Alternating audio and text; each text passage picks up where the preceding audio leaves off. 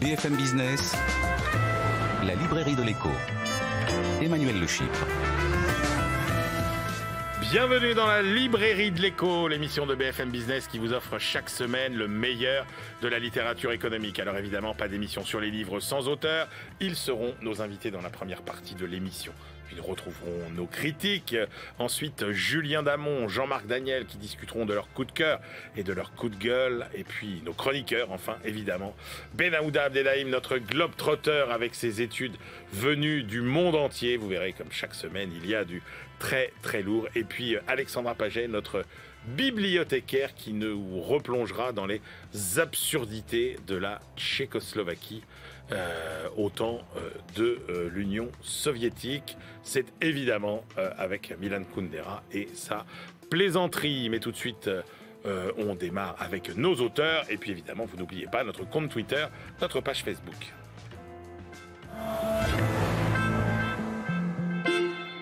Les Français sont plus nombreux que leurs voisins européens à déclarer des problèmes de stress, de dépression ou d'anxiété liés au travail. Les brimades, les difficultés de communication avec la hiérarchie sont également plus élevées en France qu'ailleurs. Alors comment faire pour remettre de la motivation, de la bienveillance, du confort, bref, du bonheur au travail pour rendre au final l'entreprise plus imaginative et plus compétitive?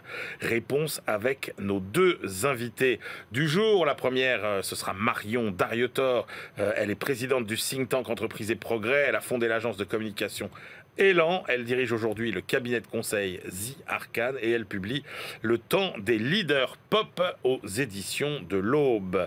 Et Vanessa Marcier, bonjour. Bonjour. Vanessa, vous êtes docteur en sciences de l'information et de la communication. Vous êtes coach, conférencière, je dis humoriste au sens large parce que vous faites du stand-up notamment. Vous êtes fondatrice du cabinet Leading with Humour et vous publiez Le pouvoir de l'humour aux éditions Erol.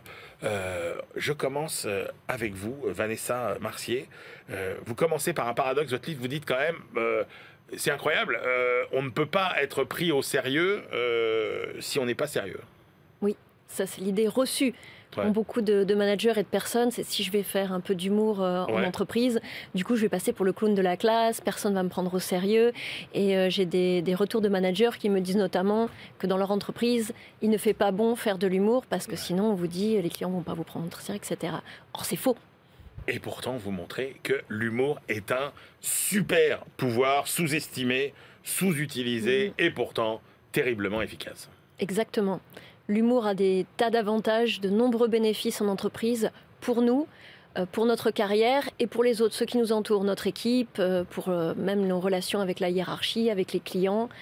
C'est juste pour moi un super pouvoir. Vous dites l'humour, c'est une offre de connexion. Oui. Alors c'est un terme qui a été développé par des psychologues américains dans le cadre du couple, mais je l'utilise dans le cadre d'une relation humain à humain, parce que c'est ça l'humour, c'est une relation, c'est une connexion d'humain à humain. Et dans le cadre d'un couple, quand votre partenaire va essayer de faire une blague, c'est une offre de connexion. Ça veut dire j'ai envie de te parler, j'ai envie de me connecter à toi. C'est pareil dans le monde de l'entreprise ou dans tous les jours. Quand quelqu'un essaie de vous faire une blague, il essaye de se connecter à vous et vous êtes libre de décliner cette offre et donc la personne va le prendre comme un rejet ou de l'accepter soit en riant, soit de surenchérir et de faire également une blague. Vous citez cette phrase de Victor Borge, le rire, c'est la distance la plus courte entre deux personnes. Oui. Parce que quand on rit avec quelqu'un, tout de suite, on établit un climat de confiance. C'est vraiment le plus sûr moyen de mettre quelqu'un en confiance et de se connecter. Donc la personne va se souvenir de vous et elle va aussi immédiatement avoir de la sympathie pour vous. Quand on soit un manager ou qu'on soit un commercial ou qu'on ait une relation, n'importe quelle relation business, il est important de pouvoir apparaître comme sympathique, accessible et de mettre la personne en confiance. Et l'humour peut faire tout ça. Ouais, mais l'humour, il fait pas vraiment bon ménage avec le travail. Vous dites, en fait, on rit beaucoup dans sa jeunesse avant de rentrer dans le monde du travail, on rit après, mais pendant, on rit pas énormément. Vous citez ce chiffre, un enfant de 4 ans peut rire jusqu'à 300 fois par jour. Un quadragénaire, il lui faudra 2 mois et demi pour rire autant. Oui, parce que on perd cette part de spontanéité. Et un enfant n'a pas peur du ridicule. Un enfant va rire normalement, il ne va pas se préoccuper de l'image qu'il va projeter. Alors que quand on est en entreprise, on se préoccupe de ça. Et beaucoup estiment justement que l'humour n'a pas sa place en entreprise. Beaucoup de managers me disent, moi je laisse mon sens de l'humour à la maison, à la porte du bureau. Bah oui, on n'est pas là pour rigoler. Voilà, on n'est pas là pour rigoler, on est là pour travailler. Or, toutes les études le prouvent. Quand on peut faire de l'humour en entreprise, alors l'idée c'est pas de faire de l'humour à tout va, pour cacher l'incompétence, etc. Mais c'est de faire de façon stratégique un peu d'humour. Et ça nous permet de nous refocaliser, d'être plus productifs et plus performants. Et la France, c'est un des pays où on rit le moins au travail. Oui, un sondage d'un réseau social récent a démontré que c'est en France où on se fend le moins la poire, quand même, c'est extraordinaire. On est derrière les Anglais, les Indiens, les Italiens. Alors, l'humour, est-ce que c'est inné ou est-ce que ça se travaille? Il y a les deux. En fait, on connaît tous quelqu'un qui sait exactement, qui a toujours le bon mot, la bonne histoire au bon moment avec la bonne personne. Donc ça, c'est inné. Mais il y a des personnes qui peuvent le travailler. Tout le monde peut le travailler parce qu'on est tous avec le même capital d'humour. Quand on est petit, on a tous la même compréhension de l'humour. Après, on va le développer ou pas en fonction de son contexte familial, de son contexte professionnel, des personnes qui nous entourent. Comment, alors, doit-on, puisque c'est l'objet de votre livre, dont le sous-titre, je rappelle, c'est « Développer son leadership, renforcer la confiance, maîtriser l'art de la répartie », comment on doit utiliser l'humour pour devenir un meilleur patron, un meilleur dirigeant, un meilleur leader? Alors déjà, je parle de manager et de leader parce que la permission de rire, elle vient d'en haut. Donc les recherches nous disent c'est le manager, c'est le leader qui va donner le ton. Donc s'il se permet d'utiliser l'humour, il va le permettre au sein de son entreprise, au sein de son équipe.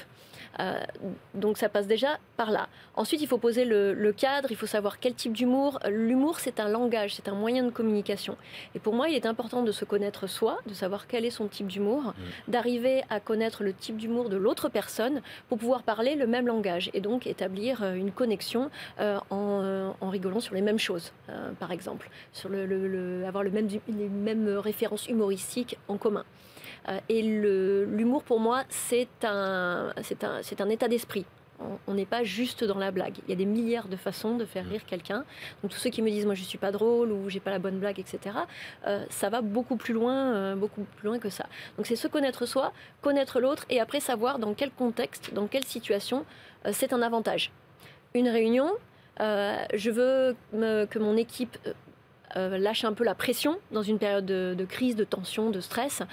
Est-ce qu'on ne va pas mettre en place un petit jeu, une petite question, un petit icebreaker sympa qui va leur permettre de rire un peu, de relâcher la pression pour après se refocaliser sur le travail.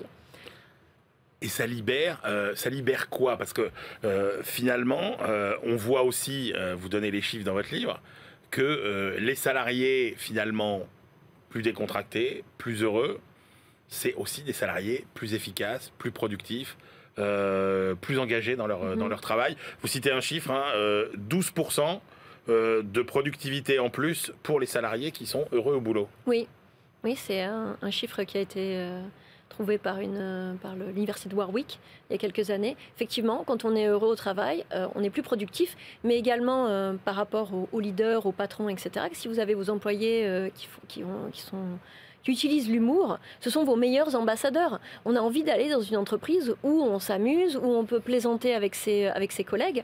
Et quand on est heureux de travailler, quand on peut plaisanter, quand on se sent bien dans son entreprise, non seulement on va y rester, mais on va attirer de nouveaux talents. Donc au niveau du recrutement, c'est quand même un sacré avantage. Et maintenant, on sait que les nouvelles générations regardent toutes ces entreprises où il y a une bonne culture et où les retours sont on s'amuse, c'est super, il y a du fun, on peut plaisanter entre nous. Personne n'a envie de passer toute la journée en prison à faire la tête. Personne. Alors, vous dites, l'humour, c'est aussi un avantage compétitif, un avantage concurrentiel pour certaines entreprises. Alors, vous racontez plein d'histoires passionnantes. Il y a notamment celle de Southwest Airlines, qui a fait finalement de l'humour à bord de ses avions une véritable marque de fabrique. Ah oui, c'est rentré dans leur marketing, dans leur branding, dans l'ADN de la boîte, puisque ça fait même partie des valeurs de l'entreprise. Et alors bien sûr, ce n'est pas une injonction, ils ne forcent personne à être drôle. Ils encouragent les personnes qui ont la fibre un peu comique à l'utiliser en public. Ils vont même plus loin que ça, puisqu'ils vont soutenir, même si les blagues tombent à plat, même si les clients se plaignent, ça n'arrive pas souvent, mais ça arrive, en disant oui, ça n'a rien à faire dans un avion, parce que généralement, c'est pour les consignes de sécurité qu'ils utilisent. Alors c'est quoi ça se présente comment, par exemple? Ça va être, par exemple, que j'aime bien, c'est donc un personnel de bord qui va dire oui, je demande, je cherche Michael Jordan. C'était il y a quelques années. Ah ouais. Et là, tout le monde s'arrête et regarde, Michael Jordan est dans l'avion. Et là, il dit non, mais maintenant j'ai votre attention. D'accord. Ou sinon, c'est des consignes de sécurité un peu loufoques. Oui, ça va être. Oui, nous vous conseillons d'utiliser votre ceinture de sécurité comme Britney Spears, de la porter en travers et basse, voilà, des choses comme ça. Ou les masques. Je vous conseille pour le masque de choisir l'enfant, si vous avez 2 enfants, lequel vous aimez le plus avant de le mettre. Voilà. D'accord. Ah ouais. Alors vous citez aussi donc la fameuse entreprise de glace Ben & Jerry. Alors chez Ben & Jerry, il y a carrément ce que vous appelez un Joy Gang. Oui. Alors ils ont donc un comité de l'humour, un comité de personnes de l'entreprise qui sont assignées à trouver des moyens de rendre la culture un peu plus fun, de faire plaisir, de faire sourire leurs collègues. Alors, à côté de l'humour, il y a aussi une arme. Je ne sais pas si on peut dire qu'elle est encore plus redoutable que l'humour, et comment vous la positionnez à côté de l'humour, c'est ce qu'on appelle la répartie. Ouais. Et ça, c'est quand même... alors, c'est une arme encore plus peut-être redoutable que l'humour. Pareil, comment ça s'utilise? Et puis, alors, est-ce qu'on peut apprendre à avoir un peu plus de répartie quand on considère qu'on en a peu? Oui, ça se travaille. En fait, c'est comme l'humour, ça se travaille. Moi, je prône la répartie avec humour, bien sûr, mais ça intéresse beaucoup de gens parce que beaucoup de personnes, quand elles sont la cible d'une blague ou quand elles n'arrivent pas à rebondir, et on appelle ça, Diderot appelait ça l'esprit d'escalier, on a le cerveau qui se gèle et on se rappelle de ce qu'on veut dire juste après. Et en fait, oui, ça peut se travailler. C'est comme tout, c'est un muscle. On va dire que c'est un muscle et ça se travaille. Ouais. Donc il faut, par exemple, établir un cercle de confiance, c'est-à-dire choisir des personnes dans votre entourage avec qui vous allez vous entraîner à avoir de la répartie dans un environnement qui est à enjeu mineur, en fait. Des gens en qui vous avez confiance, dont vous n'avez pas peur d'être jugé et qui vont vous permettre de vous exercer. C'est un premier pas vers le développement de la répartie. Les entreprises qui viennent vous voir, parce qu'en fait, vous avez vécu en Angleterre, et en fait, tout a démarré en Angleterre. On est très vite venu vous voir. Qu'est-ce qu'on vous demande, en fait? Qu'est-ce que les entreprises qui viennent vous voir vous demandent de résoudre comme problème avec votre caisse à outils humoristique? Alors ça va de séminaires et de conférences sur un nouveau moyen de management et de leadership qui attire, parce que c'est innovant, j'ai un de mes managers qui a un sens de l'humour horrible, comment est-ce qu'on peut fixer ça, ou j'ai eu notamment, et j'en parle dans le livre, un de mes clients qui n'arrivait pas à être promu parce que sa hiérarchie ne le voyait pas comme étant un leader parce qu'il n'avait pas de sens de l'humour, ou du moins son sens de l'humour anglais ne se traduisait pas aux États-Unis. Donc on a dû travailler sur les différences culturelles. Donc j'ai à la fois du coaching où j'aide sur des problèmes, vraiment des problématiques pointues avec j'ai du désengagement dans mon équipe, il y a des conflits dans mon équipe, comment est-ce que je peux les résoudre avec humour, jusqu'à comment est-ce que je peux aider à avoir une culture d'entreprise un peu plus fun, un peu plus marrante, comment je peux me présenter mieux, comment je peux parler en public avec humour. Donc c'est vraiment l'humour, il y en a partout en fait. Il y en a partout, on l'utilise tout le temps, mais on ne sait pas comment le faire. Marion Darietor. Bonjour Marion. Bonjour Emmanuel, bonjour Vanessa. Bonjour. Marion, est-ce que un leader pop a forcément de l'humour? Il vaut mieux qu'il en ait, puisque un leader pop, s'il veut être populaire, puisque pop c'est populaire, ouvert et politique, l'humour peut clairement être un levier du leadership pop. Tout à fait. Alors, Marion, j'aimerais bien qu'on revienne sur votre parcours parce qu'il est quand même extrêmement passionnant. Vous êtes entrepreneuse, vous cochez toutes les cases du leader traditionnel. Et en fait, vous dites, ça ne m'a mené nulle part. Oui, c'est à peu près ça. Enfin, nulle part, je suis arrivée à 2-3 trucs quand même. Mais effectivement, ce que j'explique... Enfin, vous n'y avez pas trouvé votre compte, quoi, au final. Effectivement, parce que le début de mon aventure de leader, ça a été de m'inspirer de modèles que je côtoyais, qui étaient autour de moi, et ces modèles ne me correspondaient pas, parce que c'était des modèles qui étaient peut-être sur un leadership un peu traditionnel, conservateur, très masculin, très top-down, et en fait, moi, je me suis inspirée de ce qu'il y avait autour de moi, parce que c'est comme ça qu'on grandit, c'est comme ça qu'on se fait la main. Alors, plus intéressant, Marion, plus intéressant. Donc, vous dites, bah tiens, je vais changer finalement mon fusil d'épaule, je vais essayer la fameuse entreprise libérée, qu'on connaît bien, Isaac Getz qui a été l'inspirateur, on l'a reçu déjà dans la librairie de l'Écho, on passe à la hiérarchie plate, etc. Et là, ben, ça ne produit pas non plus les résultats escomptés. Exactement, c'est-à-dire que j'ai essayé le leadership hyper traditionnel et top-down. Du coup, j'ai ensuite essayé, après un passage à vide, le leadership totalement libéré avec le modèle de l'entreprise libérée, et ça n'a pas marché non plus. L'entreprise libérée, dans ma boîte, ça n'a pas marché, tout simplement parce que je me suis rendu compte que dans une entreprise, malgré tout, même quand on a un management très transversal et qu'on laisse de la liberté aux équipes, à un moment donné, il faut un chef, il faut un cadre, il faut une prise de décision, et le modèle de l'entreprise libérée, il est peut-être un peu trop extrême et il ne correspond peut-être pas à toutes les cultures d'entreprise. Et au bout de cette réflexion, vous en êtes arrivé donc à définir la notion de pop leader. C'est quoi donc un pop leader ?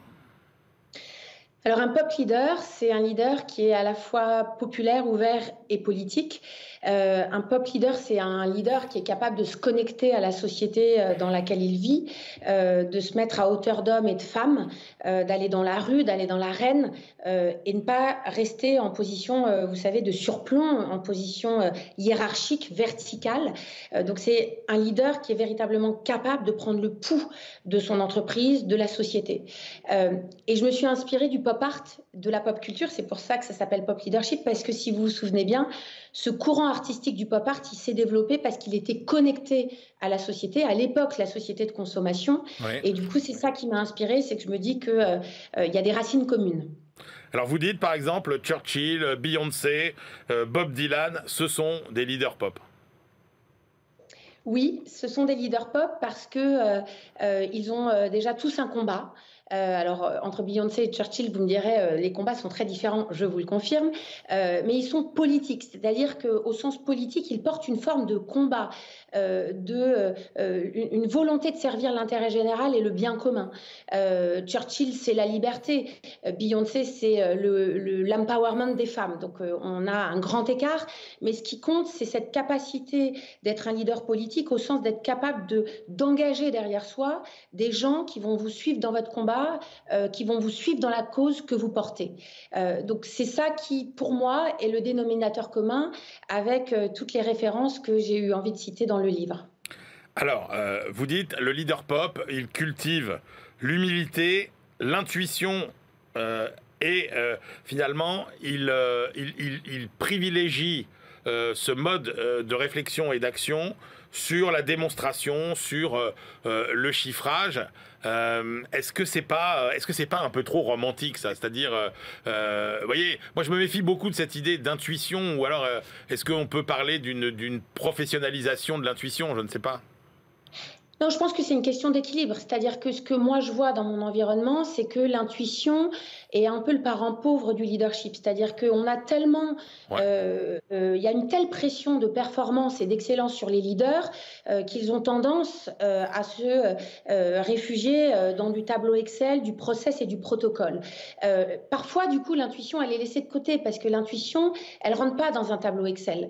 Mais elle est hyper importante parce que c'est ce qui se permet de se connecter à ce qui se passe, à avoir parfois des idées lumineuses, mais l'intuition seule, elle fonctionne pas. L'intuition, elle doit être aussi back-upée par une forme de rationalité. Donc c'est pour ça que je parle aussi d'équilibre. Sinon, si c'était que de l'intuition, vous avez raison, ça serait totalement bisounours, mon propos, voire romantique. Alors néanmoins, effectivement, par rapport à ceux qui n'ont les yeux rivés que sur des tableurs Excel, vous citez, je la cite parce qu'elle est magnifique, cette phrase de Robert Kennedy, « La croissance mesure tout, sauf ce qui vaut la peine de vivre ». Bah oui, parce que c'est ça ce que je veux dire aussi dans le leadership, c'est que On vit dans un monde où tout est codé, tout est encadré, où il y a de la croissance à 2 chiffres à faire, et on est dans le faire et pas assez dans l'être. Et en fait, ou dans le vivre. Et en fait, être leader, c'est pas qu'un job, ça doit être aussi une aventure humaine, une aventure professionnelle. Et en fait, on s'est tellement enfermé dans des codes et dans des standards, dans une norme, qu'il faut aussi accepter de se libérer un peu de tout ça pour vivre. Et je pense que quand on est et quand on vit, c'est aussi comme ça qu'on fait une croissance. Et ça profite aux entreprises. Alors, Marion Darrieutor, est-ce que je traduis votre pensée si je dis que tous les pop leaders ne sont pas forcément des femmes, mais que toutes les femmes sont des pop leaders? Eh bien, c'est pas tout à fait exact. C'est-à-dire, toutes les femmes ne sont pas des pop leaders. Ouais. Pourquoi? Parce que, en fait, ce que je pense, c'est que le leadership, il est non genré. En fait, souvent, on me dit effectivement, les pop leaders sont des femmes. Je pense que les femmes ont peut-être plus d'aptitude ou de capacité à être un pop leader parce que on dit que le management féminin est plus dans la rondeur, dans l'écoute, dans l'empathie. Mais je connais plein d'hommes leaders qui sont dans ces valeurs-là. Pour moi, le leadership, il est non genré, il est ni masculin ni féminin, il est des hommes et des femmes qui ont en eux des valeurs féminines et des valeurs masculines et qui sont capables de jouer avec ce catalogue. Je suis une femme, à un moment donné, je suis dans une situation où je dois trancher un conflit, décider, arbitrer, je dois me réfugier dans des valeurs très masculines. Je suis un homme, je dois à un moment donné être dans une parfaite écoute d'un collaborateur, d'être en position basse. Là, je suis plutôt dans des valeurs féminines. Donc il faut jouer avec ce catalogue de valeurs. Vous dites quand même l'avantage des femmes dirigeantes, c'est qu'elles font plus de place à la différence et à la diversité que les hommes.